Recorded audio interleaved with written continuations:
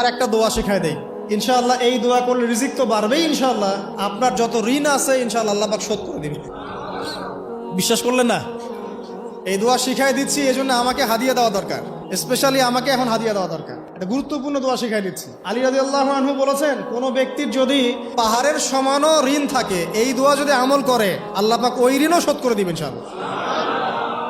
ঋণ কেমন জানেন? ওই যে এখন মানুষ ঋণ নিচ্ছে 1 কোটি টাকা ব্যাংক থেকে, 2 কোটি টাকা ব্যাংক থেকে, হ্যাঁ, কত বছর, 10 বছরের জন্য, 20 বছরের জন্য বাড়ি করছে, তাই না?